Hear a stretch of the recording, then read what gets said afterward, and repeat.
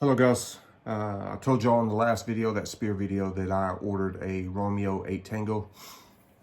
And I did, but it got lost in the mail and it finally got here today.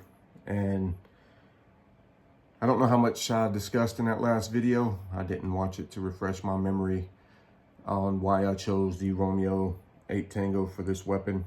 I was initially going to go with glass, a 1-8, 1-6.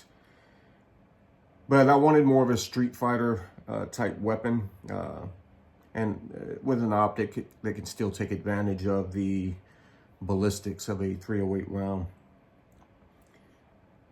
And usually I go with the EOTech if I'm going to do something like that. And it's not because I like the reticle of a holographic sight. There's less drift, out to 100 yards. Some sights like an MRO or aim point, if you're out of line with your optic, that drift can be as much as 10 inches on those sights. And EOTech is much tighter, 1 to 2 inches. So if you are moving, breathing hard, the adrenaline's going, you're more likely to be on target with an EOTech than another sight. But in doing research, I've looked at these Romeo 8s and I've kind of shied away from them because of the size. They're big. And I was in the Army for a long time. And when you're getting in and out of spaces like a Humvee, or in and out of doorways like a mud hut or something like that, stuff gets caught on everything. And so bigger sights are usually a pain. But I'm not in Afghanistan, and I'm not in a Humvee. And entryways and vehicles and houses, doorways here in America are nowhere near as cramped. So size is not that big of an option. And I've always wanted one of these. I've been looking at them for a long time, but they're very expensive sights.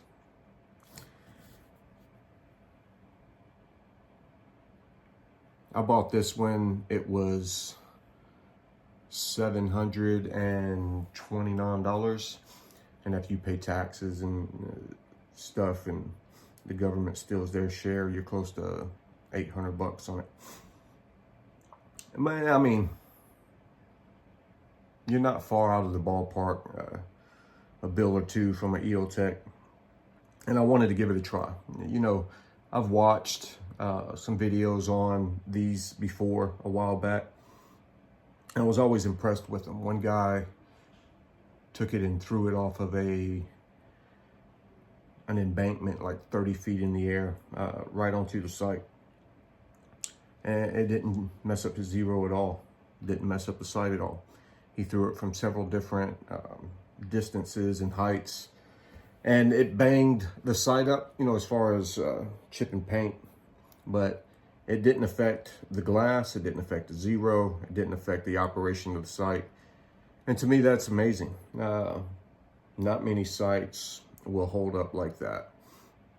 But this one did. So that was an important aspect of buying this sight.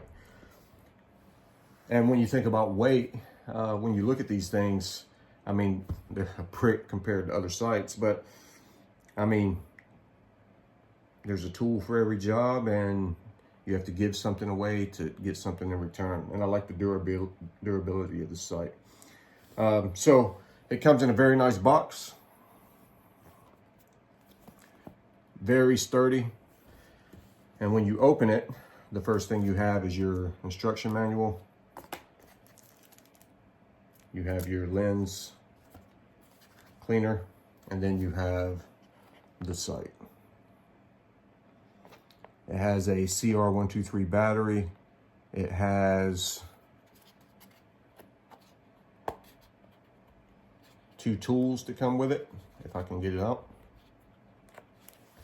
Give me a second. A star wrench.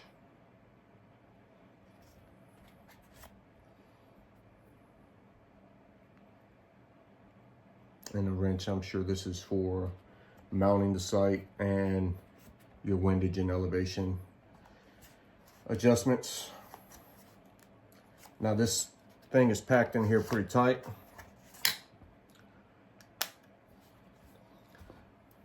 Now I'll tell you, I expected it to feel heavier in the hand, but it does not. I mean, it's not noticeably different than an EOTech as far as weight. But I'm sure if you put it on the scale, 13.7 ounces is significant in comparison. So, most people are familiar with these at this point. I'm kind of late to the game. But if you're not, it's an amazing looking sight. This one's in FDE and it kind of matches the spear.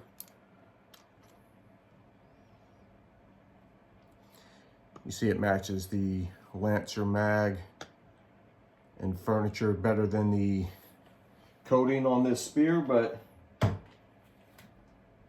the coating on that spear is kind of blingy. I like it, it's pretty cool. But more about the sight. So 13.7 ounces, it has a titanium shroud. This entire piece here is titanium. And the actual body of the sight itself is a 70-75 aluminum, which is a stronger aluminum than that you see on most cases. I believe most cases are 60-61 if I remember correctly. And all of this titanium shroud, where it is mounted, all this force is in the bottom. It accepts all of this impact force into the bottom of this optic and not into the glass and actual electronics of the sight, which is amazing.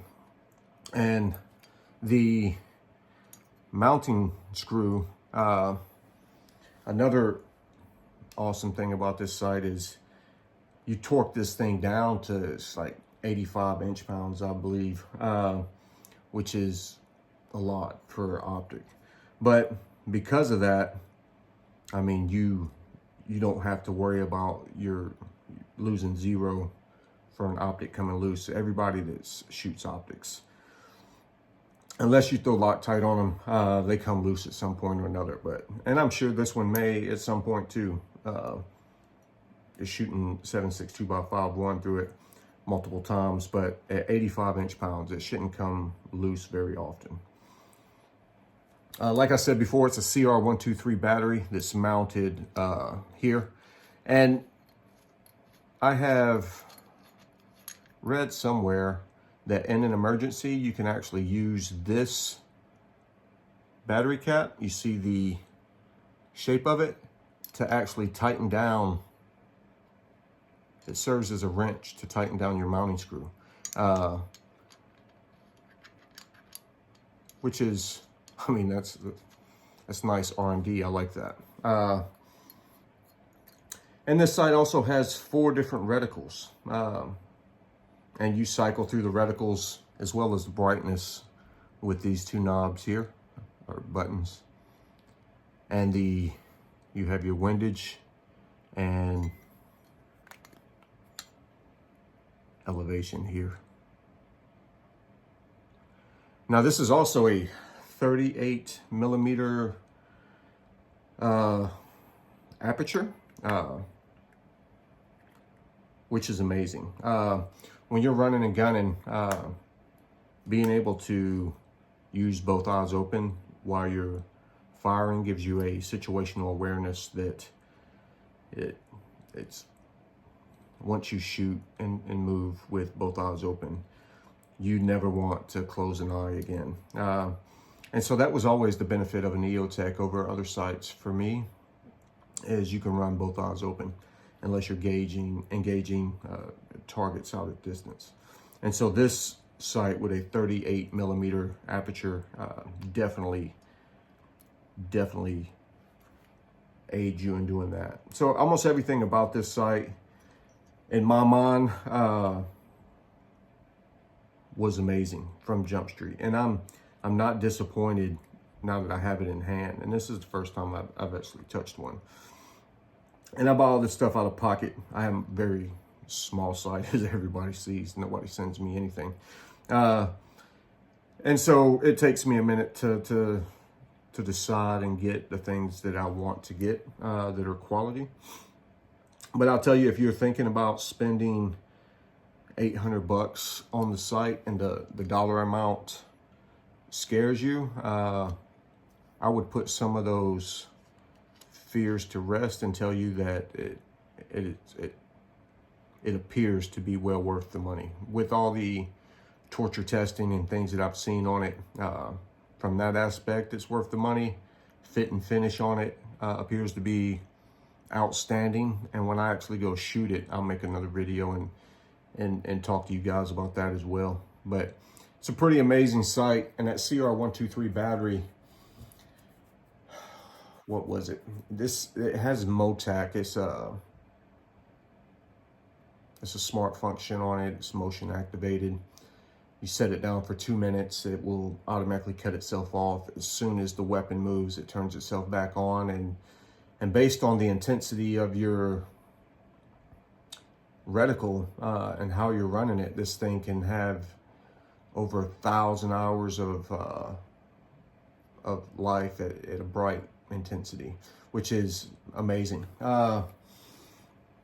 You know, all of us guys that were in the Army that shoot a lot and carry your weapon with you a lot, it was always, you know, huge PCCs, PCIs, as you had to have a ton of batteries on you all the time because those optics die quite often. Which is why a lot of us, when ACOGs came out, we loved the ACOG because it didn't require batteries. It was a 3-by optic. And while I did not like the 3-by function as much, I don't prefer a magnification on a weapon unless I'm shooting at distance. The fact that you didn't have to carry a ton of extra batteries on you was a huge plus, and most of us ran ACOGs for that reason. But yeah, I'll tell you, it's an amazing sight, and I'll post a video, like I said, at the end of this one with it mounted on the weapon. I'm gonna torque this thing down, and we'll see what it looks like. And I will touch bases with you guys when I finally get some time to get out to the range and shoot the spear and actually test out this Romeo 8 Tango. All right, thanks for watching.